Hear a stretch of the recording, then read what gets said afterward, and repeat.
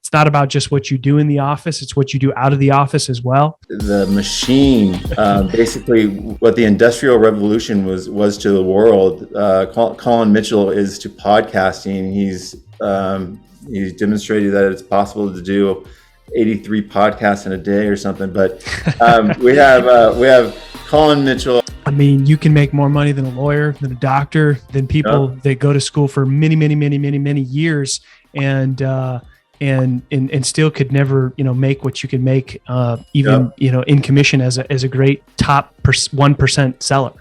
I didn't really care about the other person on the other end of the transaction or relationship. It was all about me and maximizing my commission and stuffing my pockets, and that's what I was taught. And I didn't really know any better until it sort of took me so far and it didn't feel great. And I had to sort of learn more of a serving mindset and more helping others and really things that were more aligned with what I believed in rather than just putting numbers up on the board. Welcome everybody to another episode of Sales Intersection, the intersection of money and meaning.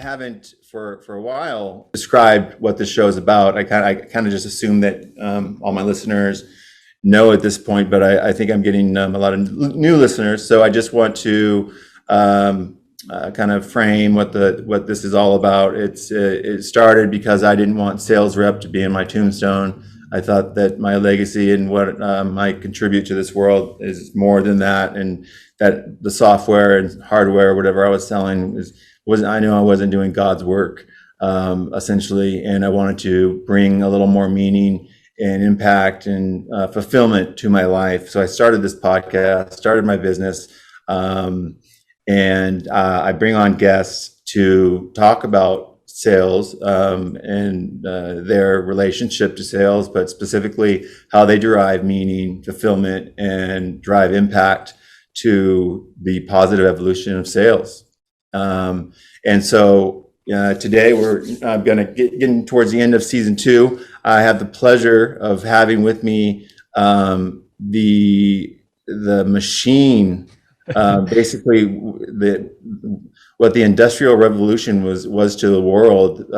Collin Mitchell is to podcasting. He's demonstrated that it's possible to do 83 podcasts in a day or something. But we have Collin Mitchell. I will do just brief summary. What he does is he helps you launch, manage, and grow your podcast. He's the host of Sales Transformation. He's the father of 3. He's a swimmer. He's a mindfulness nerd. So many other things. And we'll get into that. We'll get into more detail in a second. But Collin, thanks for being with me today and my listeners. I've been looking forward to this episode with you for a long time. Yeah, thanks for having me, Eric. I'm super pumped. I know that you and I are going to have a lot of fun and see where the conversation goes. This is my kind of podcast. No planning ahead. Jump in, see what happens. Those are always the most fun. You have no idea what's about to happen. What the heck did I just sign up for? You're trapped now, man. This won't be a career-ending event or anything like that. So, anyways, you're a social legend. I like to use these big words. I'm, like the William Wallace of sales. I call it Del Dupree. So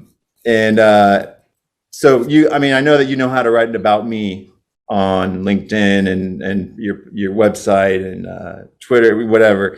But for my listeners, can you do, you're about me? Often there is a gap sometimes between the Eric Jones on my podcast and what I put on my LinkedIn and what I might tell my nephew or my family or closest friends. So what's your about me from the man himself?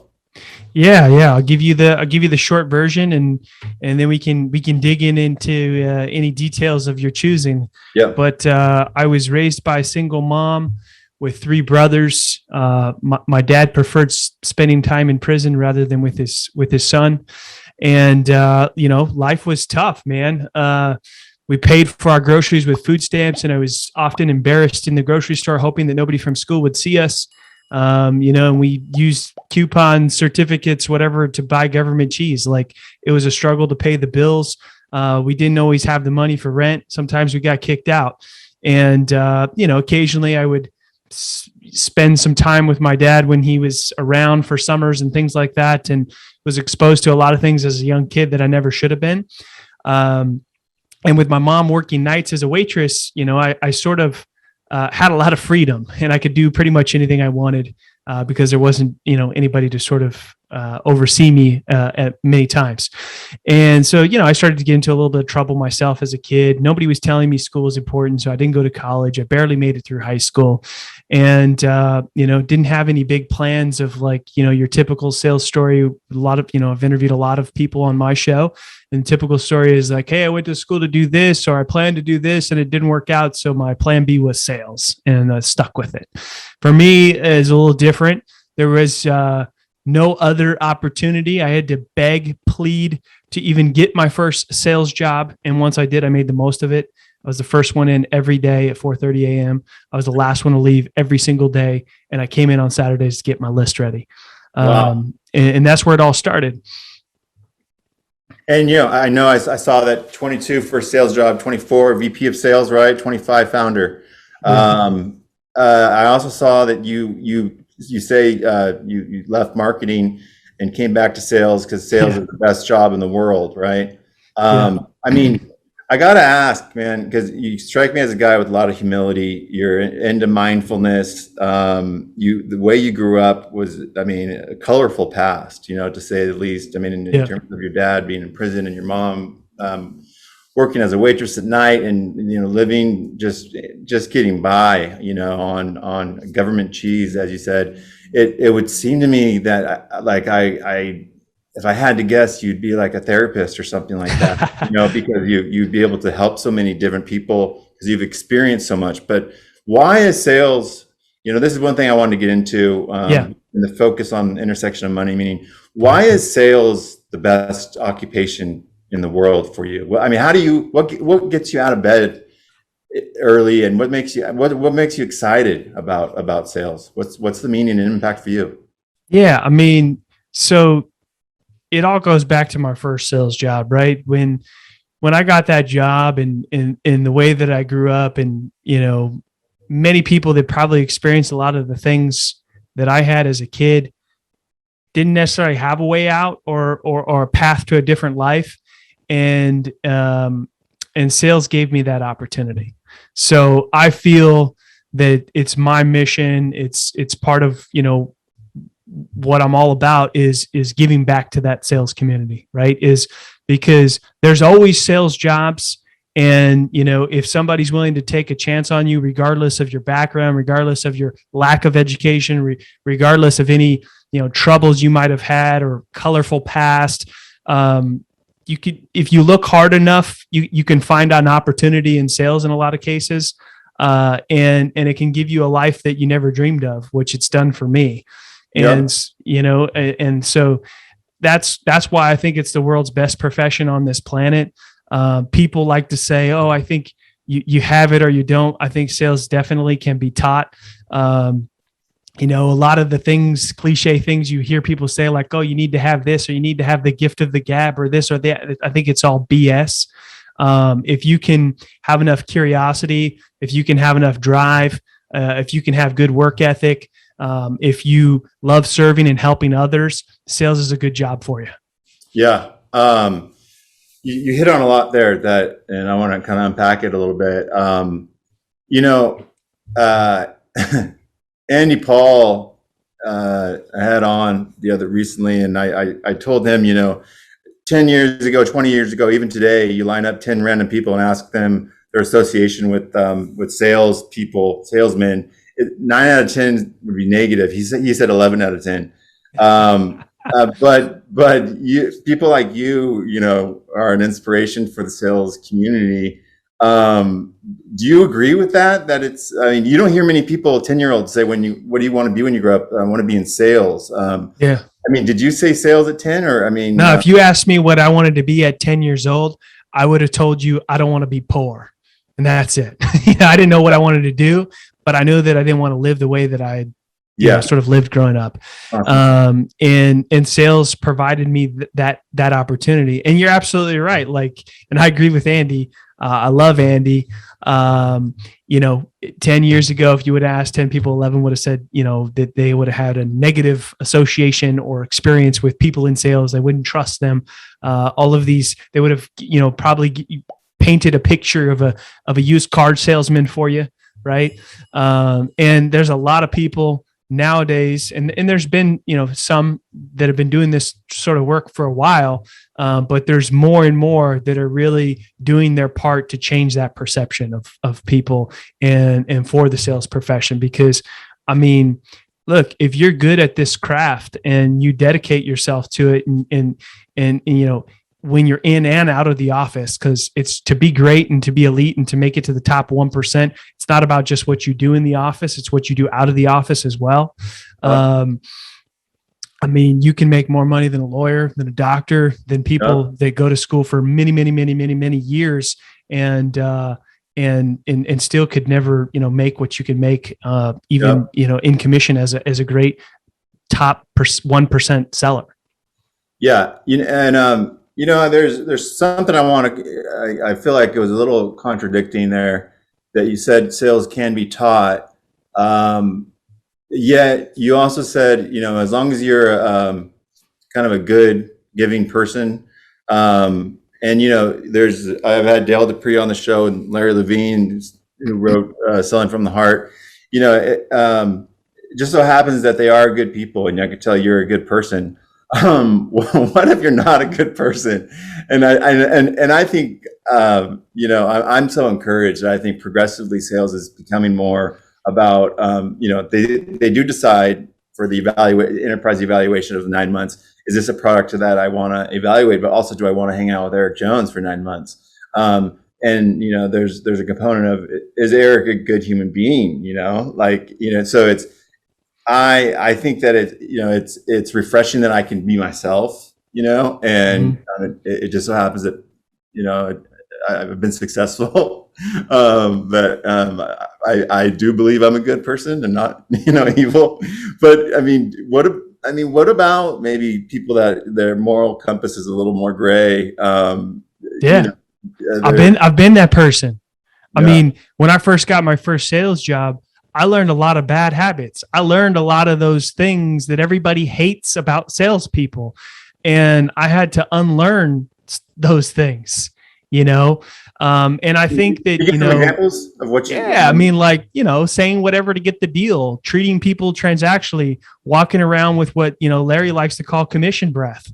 I didn't really care about the other person on the other end of the transaction or relationship. It was all about me and maximizing my commission and stuffing my pockets, and that's what I was taught. And I didn't really know any better until it sort of took me so far and it didn't feel great. And I had to sort of learn more of a serving mindset and more helping others and really things that were more aligned with what I believed in rather than just putting numbers up on the board. Our script was, it was you'd warm people up, say some, crap that they didn't care about. And then you would throw out an offer. If they didn't bite, then you throw out another offer. If they didn't bite, you would change the subject. You throw out another offer. And then my manager used to always say, hey, if you don't get an order, you better get a commitment for a future order. And that was it, and it was pounding the phones doing that all day.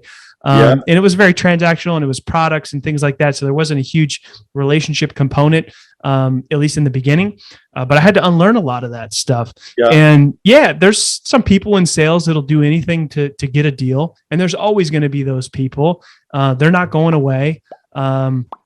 But if there's enough people doing the right thing, doing the work like Larry and Andy and some of these other people and Dale that you've mentioned, then, more people are going to be taught that there's a better way. Yeah. And so, in your opinion, do you feel that,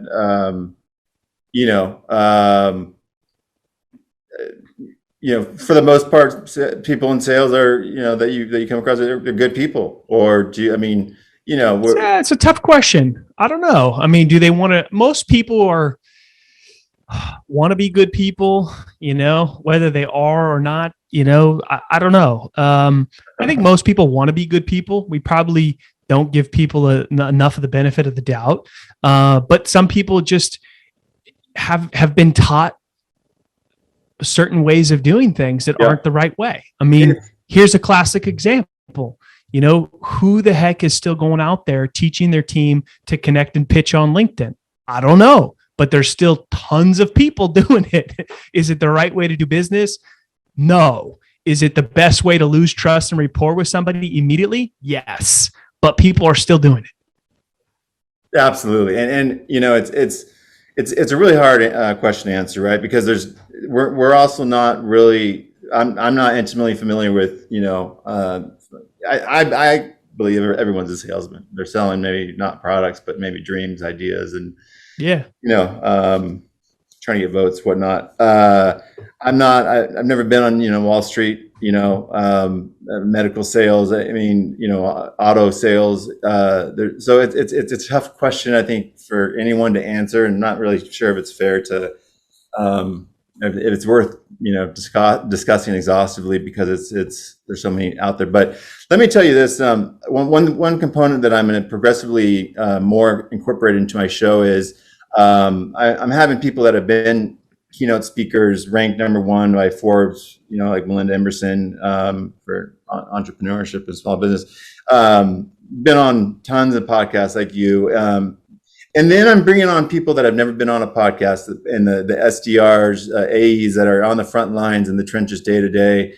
And I ask the same question to both the admirals and the front lines. Yeah. And I often get very different answers. And it's the same when my last job. I was asked to interview my ramping, get to know the CEO on down to the SDRs. And same thing, there's a pretty big disconnect between the C-levels of what they thought, should be happening and what was actually, realistic. What do you think? Do you think you're kind of in touch with that? Do you agree with that? Or what do you think is, if you do agree, what is the meat in there of the gap that they're disillusioned about, that they're not getting, that's not realistic, that's being preached by the the main experts out there that that have 100,000 followers on LinkedIn but aren't on the front lines anymore. They're now no longer practitioners. Yeah, exactly. There was a lot in there, and I think I kind of missed the question. So I ask the just like in a company. Ask the CMO, CRO, and CEO a question about how we should be selling. And then I ask, for example, a comprehensive solution that's transformational, that is not just a widget, right? Yeah. Ask the C-levels at a prior company, you got to sell the whole vision that it's transformational. Ask the BDRs, they'd say, no, you got to, they don't know who you are, who your company is, what your solution does. You only have time to talk about one little part to get in the door. Then you can plant the seed and expand, right? So that was a disconnect there. Is that wasn't realistic to sell this whole vision for a first meeting. You actually needed to sell something smaller. So that's an example inside of business. I'm asking for an example, the disconnect, maybe an example that comes to mind to you, where you think that is what's being preached. I can give another one for experts. Yeah. Say that that everyone should be, in social selling, maybe have more of a voice, do their podcast or post content, be yourself. But in a lot of organizations, I've been wrist slapped before, where I couldn't, certain posts I had to take down, and they weren't inappropriate posts. They were like, I was showing my true colors, What comes to mind? The answer to that question there is find a new job. Yeah. You should be able to be yourself. You should be able to, your LinkedIn profile is yours. I don't care where you work. If you're in a company culture where they don't let you be yourself, then start checking the job boards. Yeah.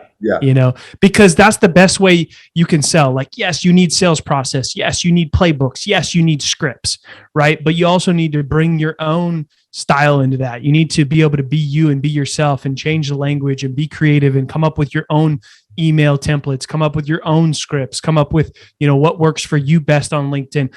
People use LinkedIn the wrong way in a lot of cases, Absolutely.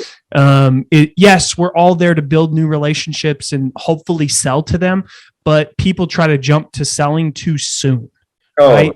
You need to use it as a high quality, you know, network relationship building tool. And whether that's to connect and add value in a meaningful way. And I don't mean add value by sending an ebook, a white paper, or a blog that they don't care about. I mean, what can you do? What do you know? What do you have that you can add value to the people you do want to work with? Yep. And people say, well, then when do I pitch? Well, when you pitch, when they ask you to. Yeah. And I think I totally agree with you, Collin. I think even more effective than that is, you know, my podcast, I didn't start it because I thought, you know, one day I'm going to have thousands of followers and then I'll be able to monetize it by pitching them on something. I literally genuinely started it because I wanted something of my own. I wanted more meaning in sales. I wanted more fulfillment. I didn't want it to be, like I said, I didn't want sales rep to be on my tombstone. It's something else.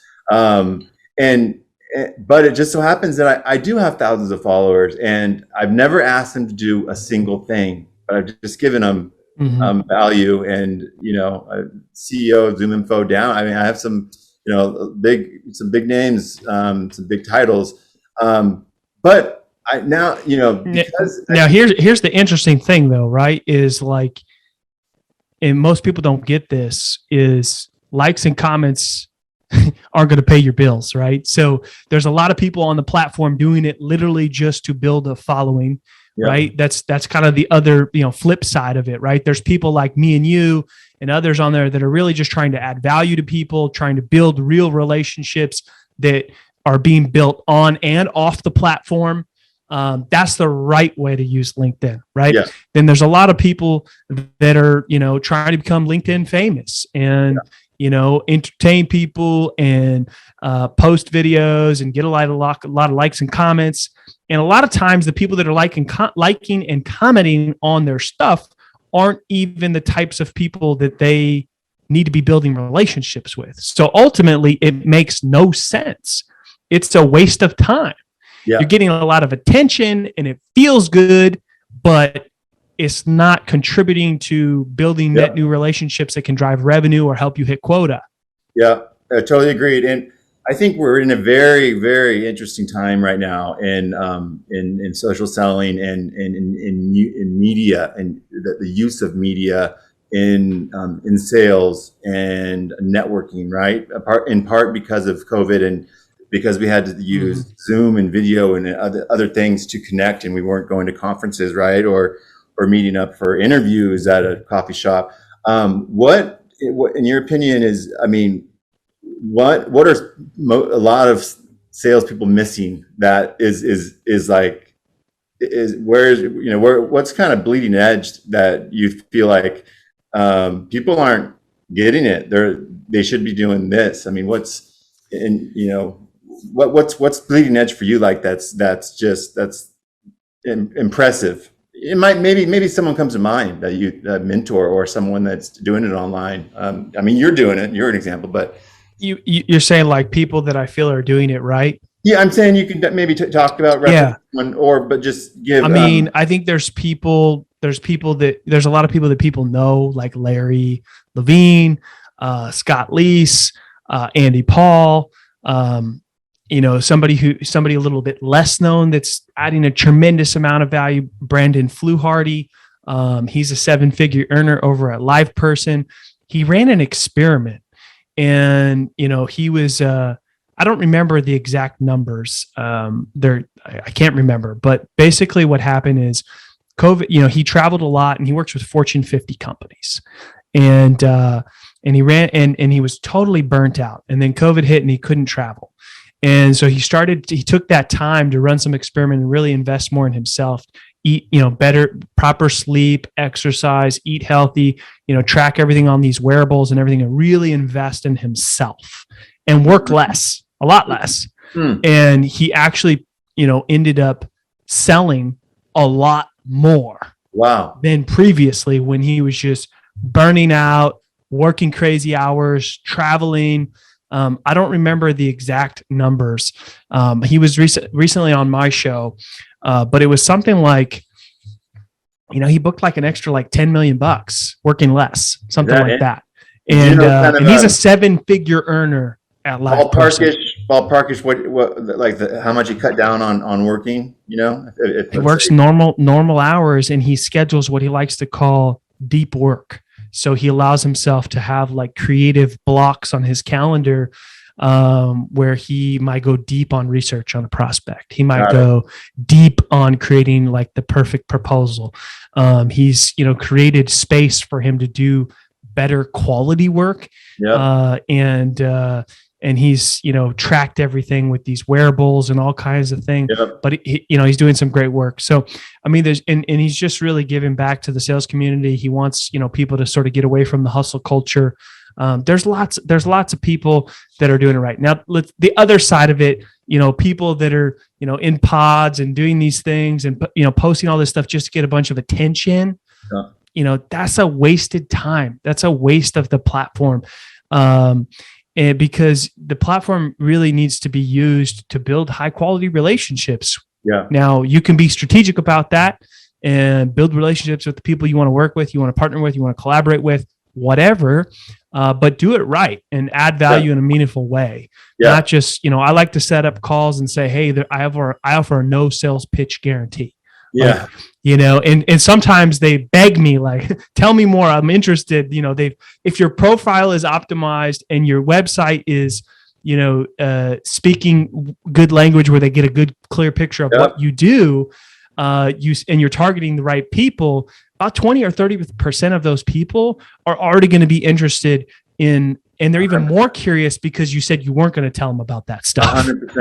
100%. I think basically what you're saying is, and this is interesting. I had John Barrows on, and his kind of protege at Morgan Ingram, and John ran an experiment. He went on vacation for 2 weeks, and the dreaded open up your laptop and then see the 10,000 emails on your inbox moment, where you're like, oh God, I got to filter out like the trash from the maybe tips on how to use one of the platforms I'm using, from the sales emails. And he got it down to about just everything to the trash, except for 110 sales emails. He said not one was personalized. And so that speaks to what you're talking about, is people are going for, 50 dials and 50 emails. And, I'm someone that, like, if I spend, I like to, I'm very proud of the fact that I've wanted 21 guests on my show, and I've gotten all 21 of them.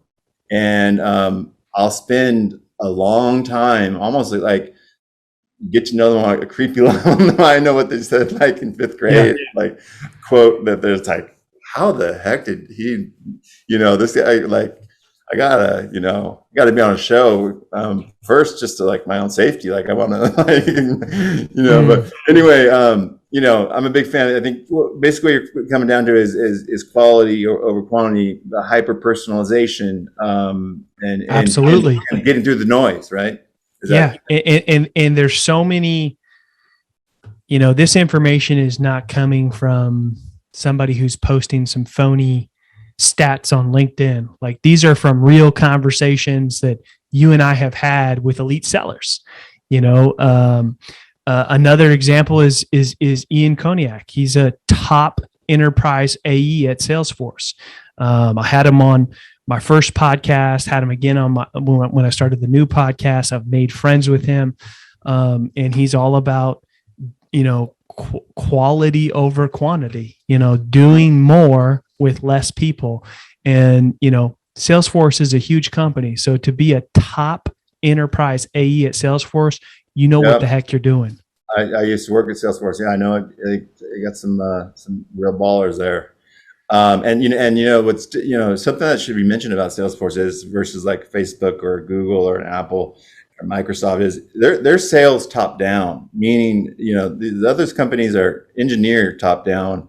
Zuckerberg, they have a sales team, but it's kind of like we got to have a sales team. But they don't treat them like gods. Salesforce, they kind of treat their salespeople like gods, and the engineers like kind of like. I mean, in my opinion, this is I might get a lot of bad feedback for this, but it's a reason. It's one of those moments where just don't post it on Facebook. Yeah, no, but one of the reasons why I chose Salesforce, I was interviewing with the other company was the way that they were going to treat me, also you get a lot of formal training. You're surrounded by just wizards in sales, But anyway, you gave an example of someone that is doing that and hyper personalization. Yeah, I think that's where it's leading to. I want to be sensitive to time because I see the stats on these things, and not many people, except for my mom and a couple of good friends, watch to the very end.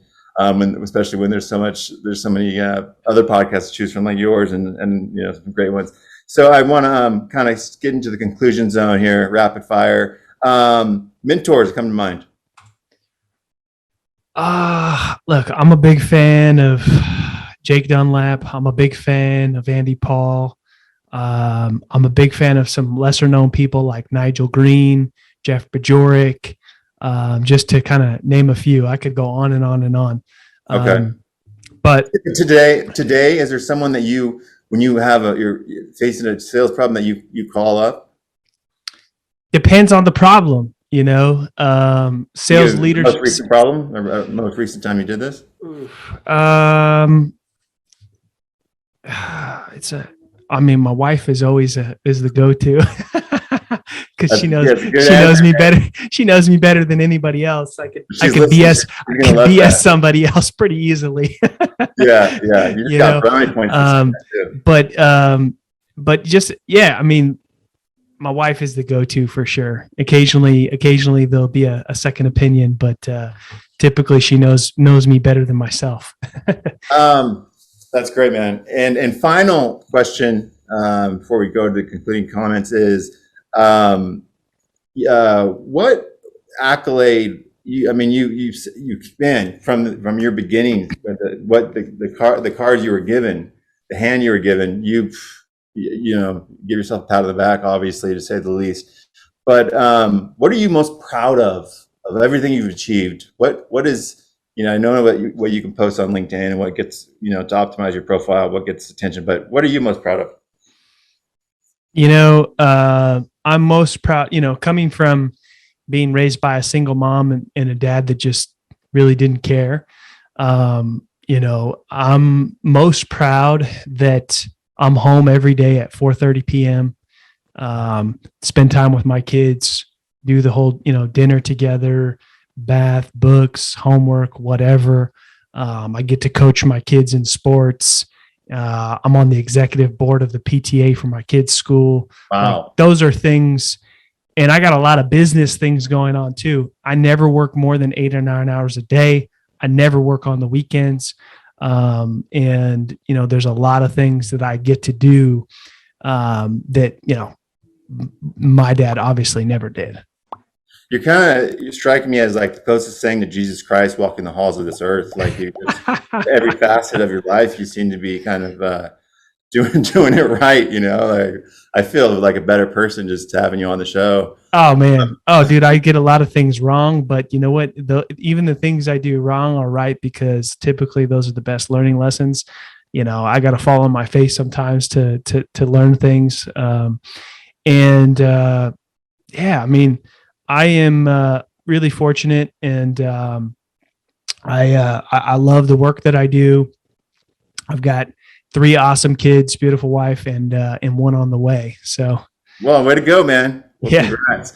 I want to say, if it wasn't obvious, guys, the listeners, the biggest reason, principal reason I brought Collin on the show was just because I have so much gratitude that you are such a positive force and strong force in positive evolution of sales and making it more of a refreshing bringing some refreshing energy to it, much needed energy to this kind of rebellion that is happening, I think. So that's wonderful having you on the show today, Collin. Is there anything you want to kind of promote or plug, or Yeah, thanks for having me on, Eric. Really appreciate it. Make it really, really simple. Best place to get into my world, find out what we're doing, what's top of mind, is just to whatever podcast platform you are enjoying this episode on today, which if you made it this long, I'm going to assume you're enjoying it. You can search out Sales Transformation, where we drop 5 episodes per week. That is solid, man. That is solid. Well, hey, don't worry. We're gonna have a 30-second kind of little teaser for this, a 5-minute teaser, and then the whole one. If they're, I guess they'd have to be kind of obsessed with me or you to watch the whole thing, huh? But they'll be on all the platforms. I have it on Anchor, so it'll be Spotify, Apple. I have a YouTube channel, and my website, salesintersection.com. You can catch all my episodes there. Thank you, Collin, again for being on the show. It was an honor, and just a matter of time, man, because I knew you were just one of those guys I needed to have on. Respect what you're doing. Keep it up, man, and keep fighting the good fight, huh?